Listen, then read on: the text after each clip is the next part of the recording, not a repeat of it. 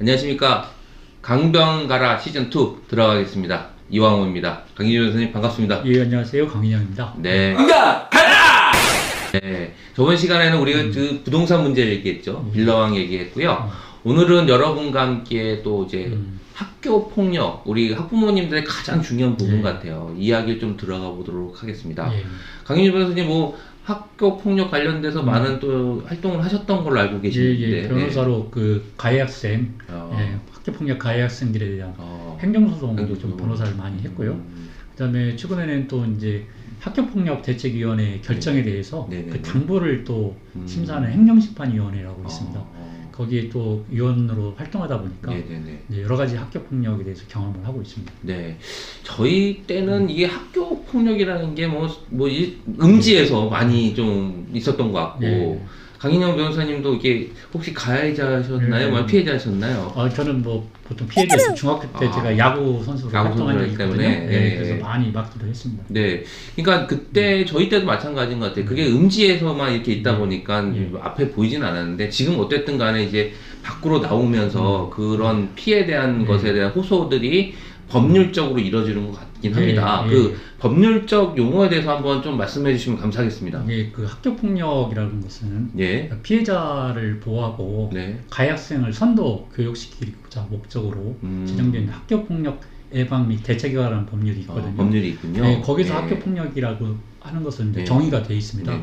학교 내외에서 발생하는 그 학생을 대상으로 한 여러 가지 상해, 또 폭행, 명예훼손, 모욕, 집단 따돌림, 또 뭐 심부름 시키는 거, 범위가 넓습니다. 맞죠. 그걸 통해서 그 피해 학생한테 뭐 신체적으로, 정신적으로 고통을 주는 행위, 이런 것들을 학교폭력이라고 정의하고 있습니다. 그러면 그 적용 대상이 어디까지 포함되는 건가요? 뭐 초등학교, 중학교, 고등학교 이렇게까지. 유치원은 아니고요. 유치원도 아니고 대학교는 이제 성인이니까 달라가고.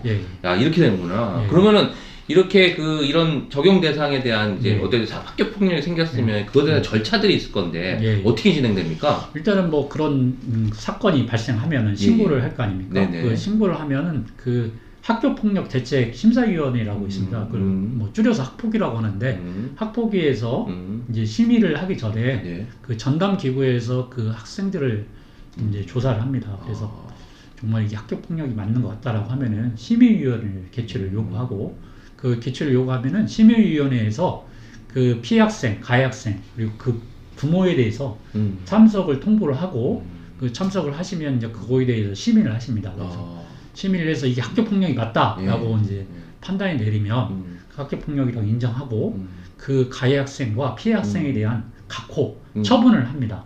조치 결정.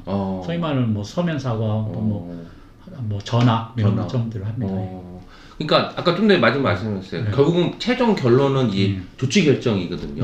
그러면 조치 결정인데 아까 살짝 말씀하셨지만 이게 어떤 사례들이 있는지 이것들은 좀 다양할 것 같아요. 뭐 아까 말씀드렸지 뭐 학생이 예를 들어서 예를 들어서 모욕을 했다. 뭐 못생겼다. 하면서 뭐 너는 왜 그따위로 사느냐. 뭐 이런 식으로 사소한 것부터 해갖고 여러 가지 처분을 하면 학교폭력이 인정된다. 그렇죠.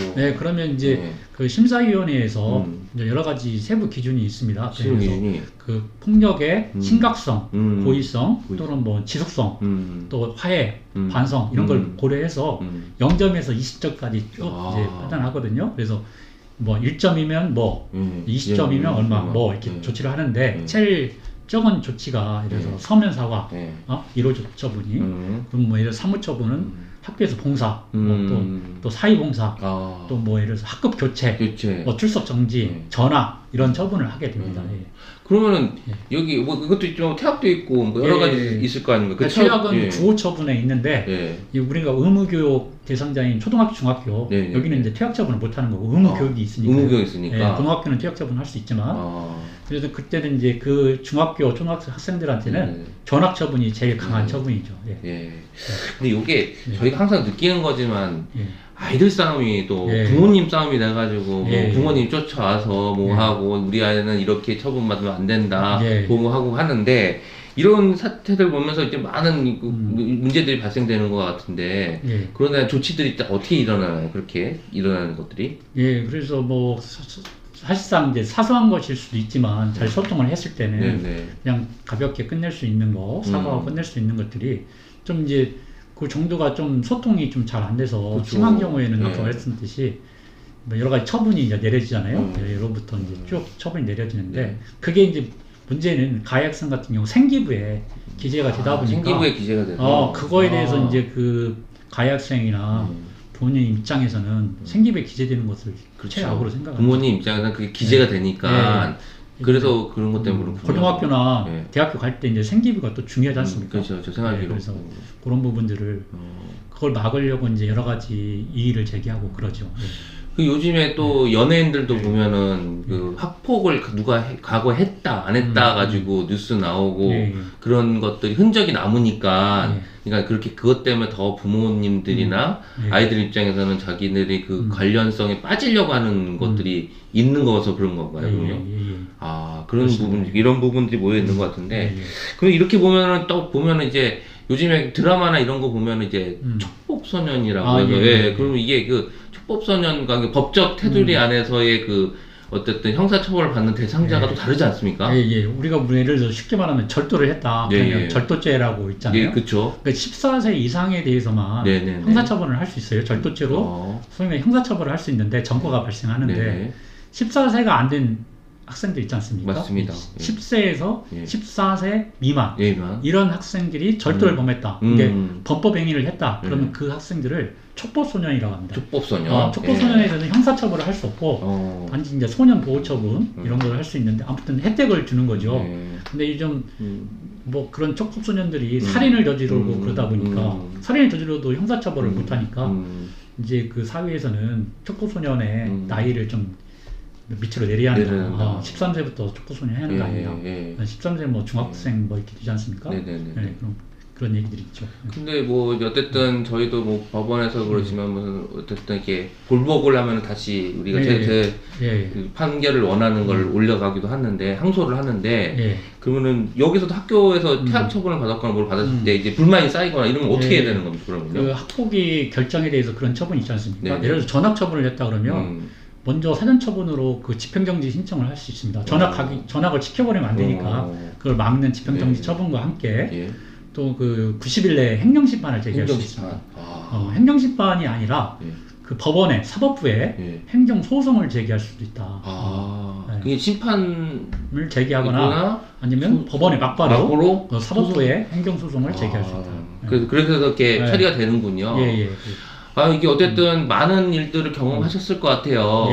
그래서 어쨌든 이게 학교 폭력이 있으면 안 되는데 이 당사자가 생기는 건 어쩔 수 없고 우리 많은 경험을 하셨던 우리 강인영 변호사님이 느끼시기에 마무리하시면서 이렇게 좀 당부의 말씀 이런 부분 이렇게 처리해야 되고 이렇게 하는 거 좀 말씀 좀 부탁드리겠습니다. 학교 폭력이 갈수록 지금 증가하고 있습니다. 특히 이제 코로나19는 비대면으로 있다가 대면으로 이제 전환하면서 특히 이제 애들이 접촉 기회가 늘어나면서 그동안 중단되었던 이런 것들이 갑자기 학교 폭력이 이제 증가하고 있다. 그래서 그 피해 학생 같은 경우는 그 정신적 충격으로 이제 좀 심하면은 여러 가지 고통을 받는 경우가 있거든요. 그래서 일단은 그런 학교 폭력이 발생을 해서는 안 된다. 그런 측면에서 그 예방 교육들, 학생들에 대한 교육이 철저히 필요하고요. 학교 내에서, 학교 밖에서도. 그다음에 그 부모님에 대한 교육도 반드시 필요하다고 생각합니다. 그리고 두 번째는 학교 폭력이 발생했을 때는 그걸 좀 피해자와 가해자 간의 좀 소통이 중요하다. 좀 여러 가지 소위 말하는 열린 마음으로 상대방을 배려한 그런 말들을 통해서 원만하게 해결되는 게 좋고요. 절대로 이제 이게 또 법적으로 분쟁화되지 않는 게 중요하다. 그것이 과연 이제 결국은 피해 학생과 가해 학생을 보호하는 것이지. 또 부모님 싸움이 자칫 잘못하면 학생들한테 전가되는 경우가 있거든요. 맞습니다. 그러니까 가해 학생도 그 부모님 때문에 좀 더 번져갖고 가해 학생이 더 독한 처분을 받는 경우가 있거든요. 그런 일이 발생하면 안 된다. 그래서 소통이 중요하다. 이런 생각이 듭니다. 마지막 우리 강인영 변호사님 말씀 소통입니다. 그러니까 학생들끼리도 소통이 필요하고요. 학교와 소통, 그리고 부모님들의 소통, 지역의 소통을 해야 되는 것 같습니다. 이래야 학교 폭력이 어느 정도 줄 것 같은데요. 오늘 여러분 잘 들으셨죠? 잘 보셨죠? 우리 이렇게 계속 강인영 변호사와 저희는 강변가로 좋은 이야기들 계속 나누도록 하겠습니다. 오늘 시청해주신 여러분 감사합니다. 예, 고맙습니다. 예. 강단!